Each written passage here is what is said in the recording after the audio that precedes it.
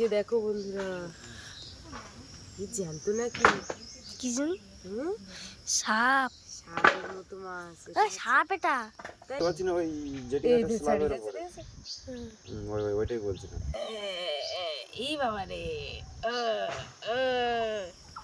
নমস্কার বন্ধুরা, শুভ সকালের অনেক অনেক শুভেচ্ছা। তো বন্ধুরা, সকাল সকাল ভিডিওটা শুরু করছি। আর এই যে দেখো, কালকে রাত্রে হচ্ছে দোন দিয়ে বাপের বাবা আর সেই বিকাশ কিন্তু মাছ ধরেছে। ও মনে হয় বাড়ির জন্য কিছু রেখেছে আর আমার জন্য পাঠিয়েছে। তো দেখো আজকে কি মাছ বার করছে। প্রথমেই দেখো, এই যে এটা হচ্ছে ভোলা মাছ। আর এই যে দেখো বন্ধুরা, এই জ্যান্ত নাকি কি জানি হুম সাপ সাপের মতো মাছ। সাপ এটা তাই সাপ না, এটা হচ্ছে ওই আর যে মাছ না, এটা কি জানি না, এটা হচ্ছে তিলেবান। এই যে। আর এই একটা মাছ, এই যে। এটা ওই একই মাছ। এটা ভোলা মাছ। এই দুটো ভালো মাছ আর এটা ও দনে পেয়েছিল। আচ্ছা, আর যে মাছ। এই মাছটা কিন্তু ছাল ছাড়াতে হবে। ছাড়া ছাড়াটা কি হয়? এই ছাল ছাড়াতে হবে। কেন? একটু মোটা মোটা যদি 8 টন ধরতো। এটা মোটা মোটা হয় এই মাছ। দাঁড়াই, আবার এই মাছ সোনার মতো হয়। শোনাবো কি মাছ সেগুলো। দাঁড়াই না, এদের ছাল ছাড়াবে, দেখবি এর ছাল। এই যে, এই ছাল ছাড়িয়ে যাবে।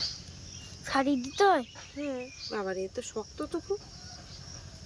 বাবারে, কি জানি আজকে রান্না করতে পারবো না তো। তো এটা একদম নদীর মাছ, ভোরবেলার দিকে ধরা। টাটকাই তো। টাটকা। এই মাছ তো দুটা কাটা ভুলেই গেলে থেকে তাদের ছাড়া পারতেন একটু। এটা না ধরতে পারলে। এই মাছ দারুণ টেস্ট, বুঝলে। খেয়েছি আমি আগেও। এই, এই, এই। ছাল ছাড়াতে জানো? হ্যাঁ হ্যাঁ জানি, তাই এ পিন্টি ভয়তে আগে কাটতে পারতাম না। কেন?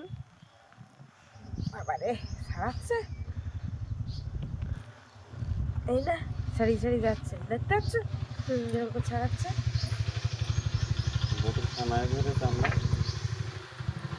না না, বোটের কানায় বাদ মানে চেপে ধরো, ধরে এদের কামড়ায়, তুলে ছেড়ে বেরিয়ে যায়। এই তো ওইটুখানি মাছ তাই 3 জন মিলে কালকে ধরতে পারছিলাম না। আর জলে থাকলে বিরাট টান খায়। জলে না, তাহলে উপরে যখন তুলেছি তো 3 জন মিলেও ধরতে পারছি না, ওই যেটি এই একটা যে স্ল্যাবের ছাড়ি উপরে। গেছে। ওইটাই বলছিলাম। এই বাবা রে। এই ছাড়ি গেল যে বাবারে, এমনি ছাল ছাড়ি গেল। সিস্টেম আছে। হ্যাঁ, হাই সরে যা। দেখতে পাচ্ছি এটা সাপের পানা কি মাছ। এর এই পেটের নাড়ি বের করা হয়নি। এই ছাল ছাড়িয়ে আমি জানি এসব মাছ কিভাবে কাটতে হয়। এটা ভোলা মাছের বাচ্চা। এই পেটের থলি বের করতে না,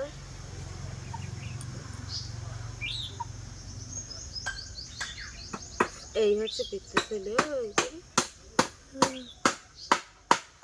ওই লাল মতো। লাল না নীল, এই না। দেখতে এই 30 টাকার চাপড়া চিংড়ির জন্য 30 টাকার মাছ। ভালো আছি?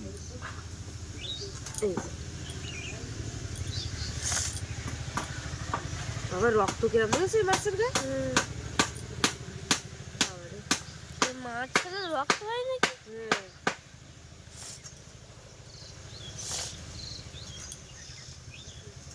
কুচি মাছের মতো হচ্ছে।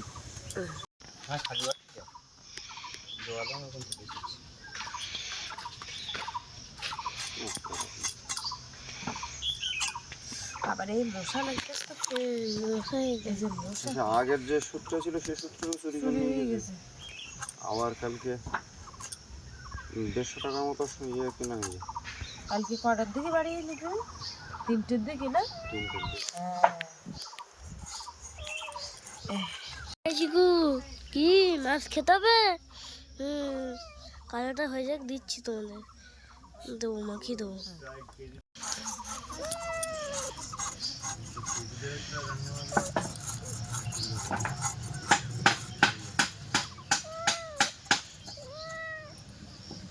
কি হলো, ডাকছিস কেন? আমি ওর পিঠের উপর বসে আছি। কি হচ্ছে? ও ওঠো ওঠো ওঠো ওঠো বাপরে। ও মা, তোমার ওখানে দেখো কারা বসে আছে, ওরা খাওয়ার জন্য বসে আছে।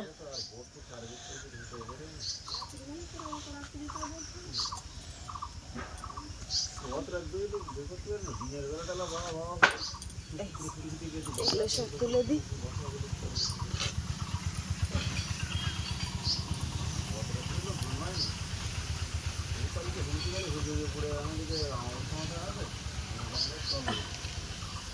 চলো দেখি ধুয়ে আসে।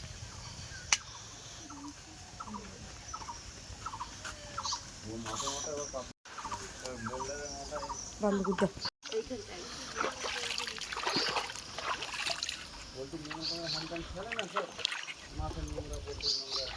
বটিটা একটু সাবান দিয়ে দিন। বটি আবার সাবান দেয়?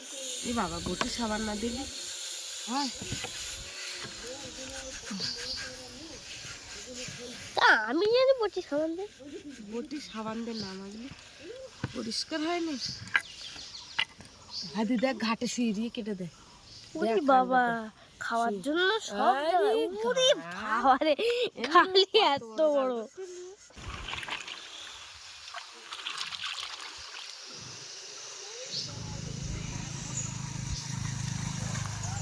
কুচে মাছ খাতে গেলি না? না কুচে মাছ এরকম হাল ছাড়িয়ে যাচ্ছে। তো দেখো, গাছে বেগুন তুলতে চলে এসেছি এখন। তো যেহেতু অনেকদিন হয়ে গেছে বেগুন তোলা হয় না, আর দেখো বেগুনগুলো কি বড় বড়।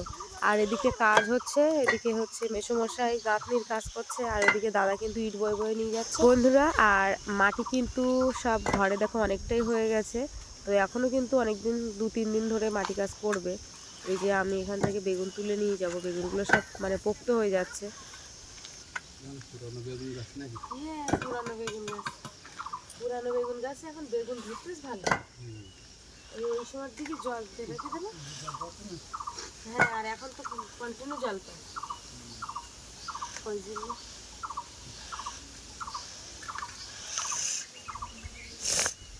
পুরানো বেগুন গাছ এখন নতুন হয়ে গেছে।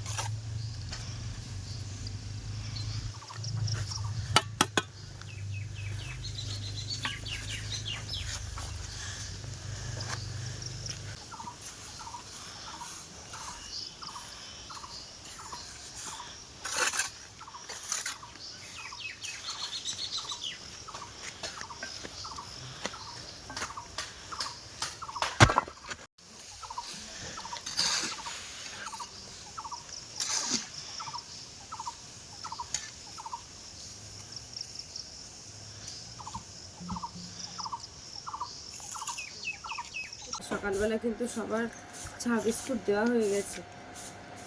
তো সকালবেলাটা একটু তাড়াহুড়ো হয়ে যায়, অনেক কাজের চাপ থাকে, ওই জন্য আর সব কিছু দেখানো হয়ে ওঠে না। আর কি হচ্ছে, কি বলো?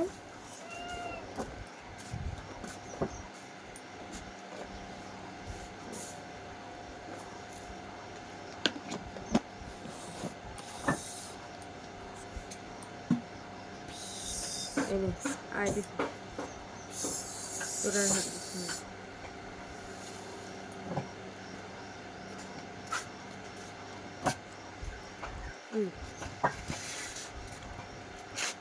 না, এই যে ঝুড়ি ভর্তি ঢ্যাঁড়স।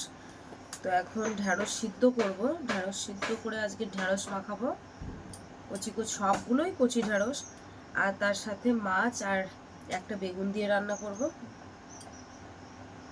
এই যে কচি কচি ঢ্যাঁড়স দেখে মুখ কাটবো আর কি।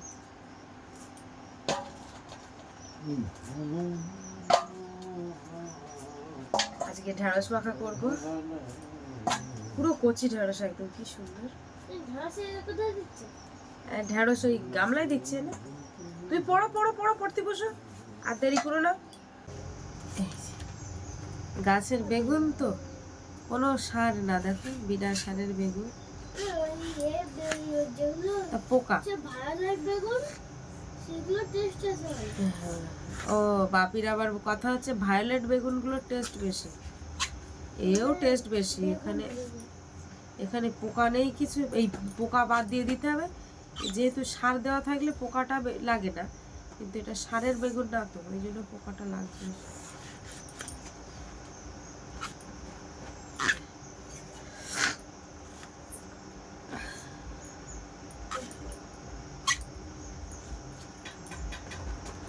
আমার রান্না করতে সময় লাগে না, বুঝলে।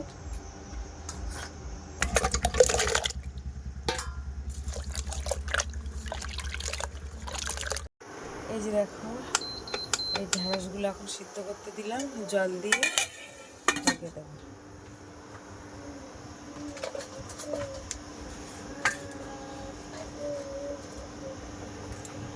মাছে এবার লবণ হলুদ মাখাবো। এই যে এই মাছ তোমরা খেয়েছো কিনা জানি না, কিন্তু এই মাছের স্বাদ কিন্তু ভীষণ সুন্দর।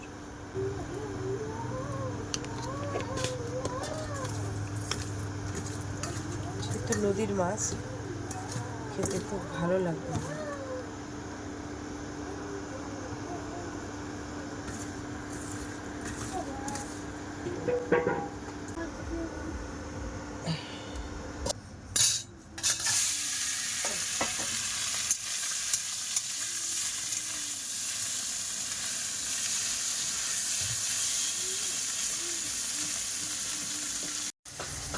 তো ওই বাপি হচ্ছে, ওই বাপির দিদা বলেছিল সেই চুলগুলো দিয়ে যে বাপির জন্য একটা জামা কিনে দিস, চুল বিক্রি করে দিস। তা চুল তো এখনো বিক্রি হয়নি, তা ও যা ঝামেলা করছে যে জামাটা কখন অর্ডার দিয়ে দেবে।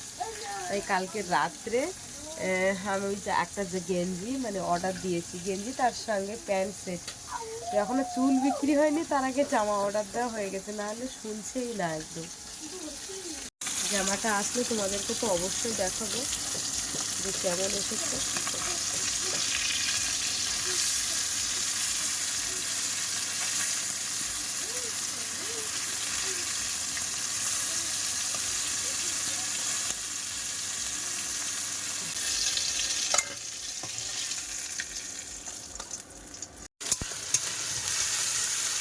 এই যে এখানে পেঁয়াজ রসুন আদা বাটা, সাথে একটু পাঁচফোড়ন দিয়েছি, আর এই যে জল কিন্তু একদম কমে গেছে, এবারে ঢ্যাঁড়সগুলো হয়ে যাবে। এই কালার এই জল দিয়ে গেছে,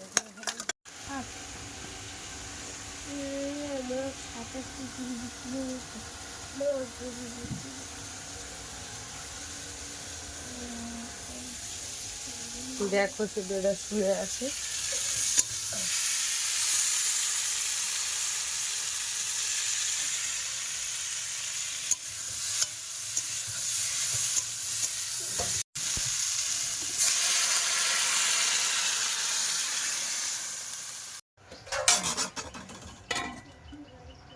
এবারে দেখি ঢ্যাঁড়সগুলো মাখাবো, রেডি করে খাই। এই যে এখন ঢ্যাঁড়সগুলোকে বাজবো, এখানে পেঁয়াজ কেটেছে, যে পোকা টোকা আছে কেমন, আশা করি একটা ঢ্যাঁড়সে পোকা নেই, কারণ বিশ্বাস যেহেতু দেখে দেখে দিয়েছিলাম বেছে বেছে, তবুও তো এইভাবে খুলে খুলে দেখে নিতে হবে যে পোকা আছে কিনা। তো যতই যা বলো না কেন, ভাতের মধ্যে ঢ্যাঁড়স দিলে কিন্তু একটা আলাদা স্বাদই আসে। তো যেহেতু এতটা ঢেঁড়স আমার দেওয়া সম্ভব না। না দেখো, যখন ভাতের মধ্যে ঢেঁড়স দিই হ্যাঁ, তখন কিন্তু এরকম গ্রিন থাকে না, না না, ভাতের মধ্যে দিলে একটু মানে এর কালারটা অন্যরকম হয়ে যায় ভাপি। মানে একটু মাটি মাটি কালার মতো। ঠিক ঠিক ঠিক, ভাপি আমার বলছে যে ভাতের মধ্যে ঢেঁড়স দিলে এর কালারটা এরকম গ্রিন হয়ে যায় না। আর আমার তো প্রচুর সর্দির চাপ হয়েছে। মাটি মাটি কালার হয়ে যায়, বুঝেছো? হ্যাঁ হ্যাঁ হ্যাঁ, কালারটা অন্যরকম হয় আর খেতেও একটু অন্যরকম লাগে। আর এগুলো সব বাড়ির গাছের ঢেঁড়স, ওই জন্য বেশি ভালো। কেনার থেকে কি হলো না দেখছি, দেখছো? আচ্ছা, একটা খাবার নেই? না না, খাও খাও খাও। কটা দুটো দিচ্ছি? হ্যাঁ, দুটো না, 5-6টা দে। এতটা ঢেঁড়স যে ওই কটা লঙ্কা আমার ওভাবে বের করে না, লঙ্কা বের করার নিয়ম হচ্ছে এরকম। এই এই 3টে, তার মানে ওইদিকে 2টো দিয়েছে, 5টা। ভালো করে রাখতে দাও। আগে লবণ, পেঁয়াজ আর লঙ্কা একসাথে মাখিয়ে নিচ্ছি। আমার মা বলতো এই ভাজা লঙ্কা হোক কাঁচা লঙ্কা হোক আগে লবণের সঙ্গে মাখিয়ে নিতে। এবার তেল দিয়ে দেবো। এবারে তেল দিয়ে ভালো করে মাখাবো, মাখিয়ে তারপরে সব ঢেঁড়সগুলো মাখাবো। এইভাবে মাখালে কিন্তু অনেক টেস্টি হয়। ওই জন্য আমার মায়ের হাতের ঢেঁড়স মাখা খুব পছন্দ হয়। ঢেঁড়স মাখা কেন, আলু মাখা সব পছন্দ হয়।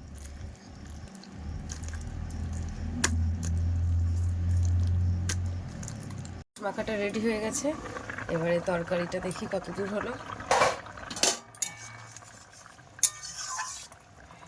আলুটা বোধহয় সিদ্ধ হয়নি, না অল্প অল্প সিদ্ধ হয়েছে আলুটা। এবারে মাছটা দিয়ে দেবো। এটা ঢেকে দিই।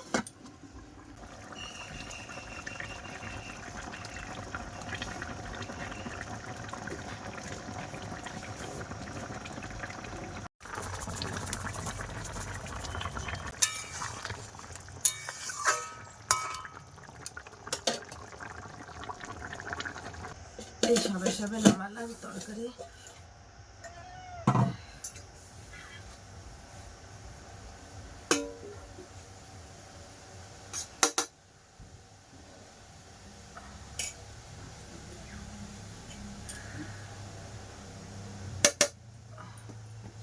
গরম ভাত তো,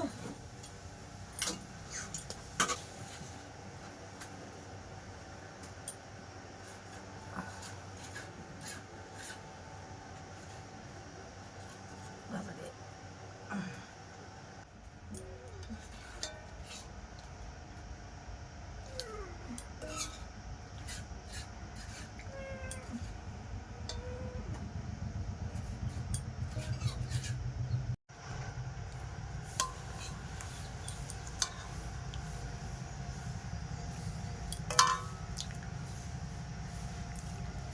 এই গানটা গাইতে তো গাইতে গাইতে এটা গানে আমাকে তো অসুবিধা আছে। সহজ পদ্ধতি বলা এদিকে আর মাটি না দিকে মাটির লেভেল করে হলো কিন্তু তুমি উপর দিয়ে মাটি ফেলতে হবে।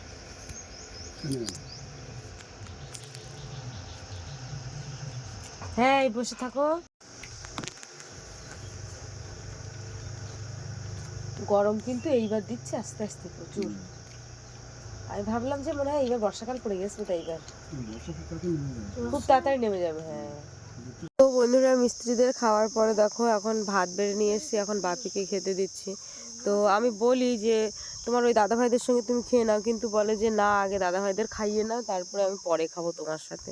তো যাই হোক, আমি এখন ওকে ভাত খাওয়াচ্ছি, আমার খাওয়া একটু পরে হবে।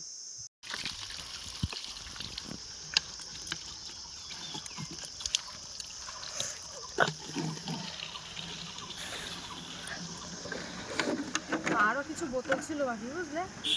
তো দেখো, আগে এই যে জল কিন্তু বিরাট জোরে পড়ছে, এতটা জোরে পড়ে না জল। প্রায় আমার কোথার থেকে আনতে হয় জানো, সেই বাপি টিউশনি করতে যায়, ওই দিক থেকে একে ওকে পড়ায়, আর সাথে করে জলের বোতল ব্যাগগুলো নিয়ে যায়, ওখান থেকেই জল নিয়ে আসে।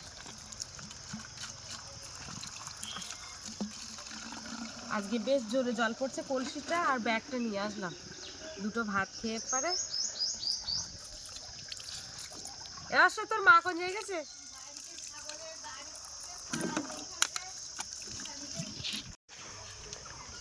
তো এই যে দেখো জলের ব্যাগটা আগে রাখতে যাচ্ছে, তারপরে কই কুকুর নেব।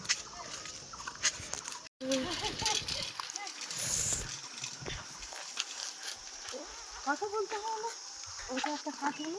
বলেছি, কখন বলেছি? বলে না। হ্যাঁ জল দিচ্ছি।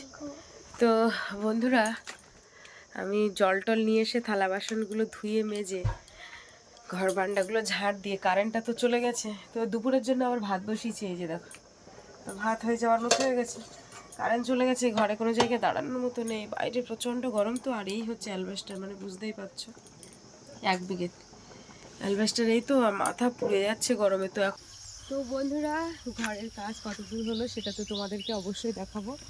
এই যে এই পাটের গাঁথনিটা হচ্ছে কালকে হয়েছিল, আর ওই যে সামনের পাটটা ওটাও হয়ে গেছে, আর এদিকটা তোমাদেরকে দেখাবো। আর তার মধ্যে দেখা এই যে কোনার কলমগুলো একটু পিছিয়ে যাও, হ্যাঁ এই যে কলমগুলো, এইগুলো কিন্তু আজকে সব ঢালাই করেছে। এদিকে আছে, আর এইখান দিয়ে হাঁটা যাচ্ছিল না, যেহেতু এই মাটি, মানে মাটি এইখান থেকেও ফেলেছে, কারণ ঘরটা এতটা উঁচু পরিমাণে হবে এইখান থেকে। তো এবারে তোমাদেরকে দেখাই, এসেছি এই কলমটা, এইটা অর্ধেক এখনো 1 হাত মতো বাকি রয়েছে, এটা এখনো ফেলেনি। হ্যাঁ, আর এদিকটা দেখি, এইটা কমপ্লিট হয়ে গেছে ফেলা। এইটা কমপ্লিট হয়ে গেছে, এটা কমপ্লিট হয়ে গেছে। আর যে সাইডটা দেখতে পাচ্ছ, এইখানটায় কিন্তু রান্নাঘর আর বাথরুম এই সাইডটা হবে, তার জন্য কিন্তু এই শিক বের করা। তা এখন হবে কেমন, এবার হবে কেমন বলতে পারছি না, কিন্তু সিস্টেমটা এরকম, কারণ এই দুই দিকে শিগগির করা। সিস্টেমটা এরকম হচ্ছে যে এইখান থেকে এই সামনের অংশটুকু রান্নার ঘর হবে, আর এই দিকটা বাথরুমের জায়গাটা, এখান থেকে ওই পর্যন্ত চলে যাবে, মানে যতটা দূর আর কি করা হয়। তো আর সামনেটা তো তোমরা দেখেই চলছো, দেখে আছে।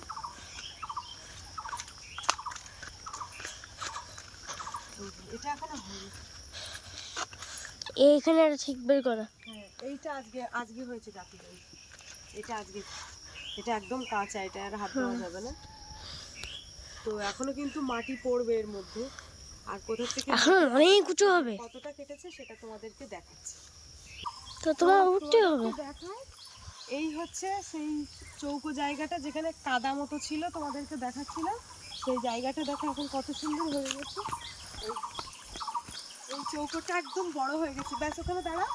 এখনো কিন্তু এই মাটিটা রয়েছে, এই মাটিটা কালকে উঠবে, কালকে আবার আসবে। ও মা, জানো ওই যারা মাটি কাটে, হ্যাঁ তারা এই মাটিগুলো নরম পেয়ে আনন্দ পেয়েছে।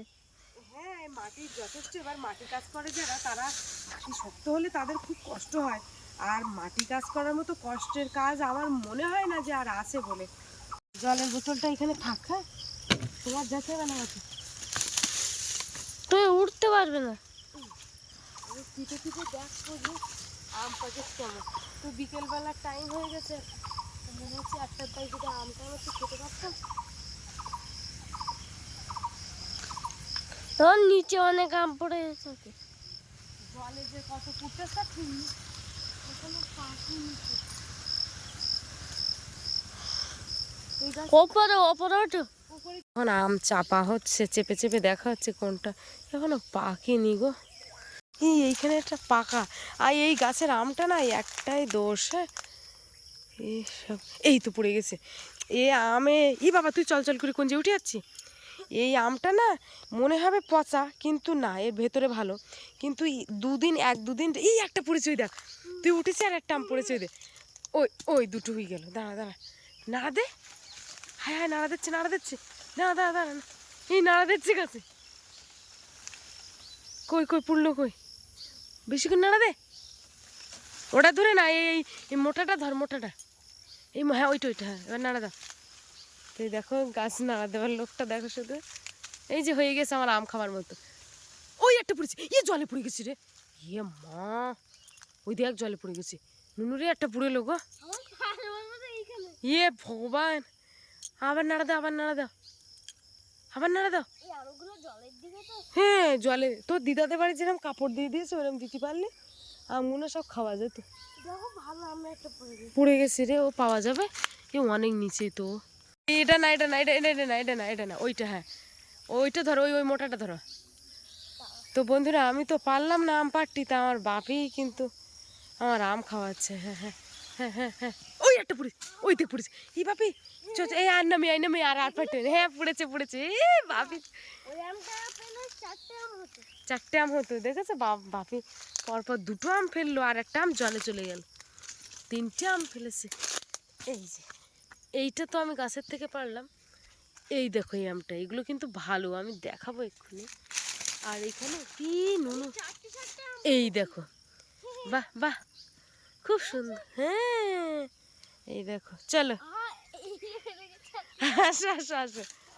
একদম পুরো পাকা, এর গা কালো, তাই কি এই আমের জাতটাই এইরকম, যেন মনে হবে এই আমটা মানে পোকা বা পচা, পুরো যে কেউ দেখবে তা মনে হবে যেন পচা। এর গায়ে এইরকম, কিন্তু শিল পড়ে না, এর জন্মগত এরকম। দাঁড়া, এই আমটা বিরাট মিষ্টি, তাই রেখে দিলে কিন্তু পোকা লেগে যাবে। এই দেখো এর একটা বদ অভ্যাস আছে। এই দেখো এর খোসা এরম, তাই কি ওর ভেতরে কিন্তু লাল। এই যে দেখো কি সুন্দর আমের কালারটা। বাপি ভালো করে দেখে নিচ্ছি। আমি তো আর এই আমটা এঁচোড় আছে, হ্যাঁ, কিন্তু আমি যে আমগুলো চাপছিলাম ওগুলো এঁচোড় নেই, ওইগুলো খুব সুন্দর। না কষ্ট করে আম পেড়েছে, আগে ওকে খাওয়াই না, আমি তো খাবো। তুই তো গাছে উঠতে পারবি। সত্যি আমি গাছে উঠতে পারি না। সেদিন এই নারকেল গাছে উঠে পড়েছিল। আগে উঠতে পারতাম, হেভি লেগেছে না? আমি পড়েছি, হেভি লাগবে না? তাই তো। আরেকটা ভালো, আটা জলে পড়ে গেল তার একদম পাকা, ওইখানে নামলে পাওয়া যেত, তা আবার এই বিকেলবেলা আর নামতে ইচ্ছে করতে না। তো বন্ধুরা আজকে পর্বটা এখানে শেষ করছি। কেমন লাগলো আমাদের আমপাড়া অবশ্যই কমেন্ট করে জানাবে, আর ভালো লাগলে লাইক কমেন্ট শেয়ার করবে। চ্যানেলে নতুন হয়ে থাকলে অবশ্যই চ্যানেলটিকে সাবস্ক্রাইব করে সঙ্গে থাকবে। সবাই ভালো থাকবে, টাটা।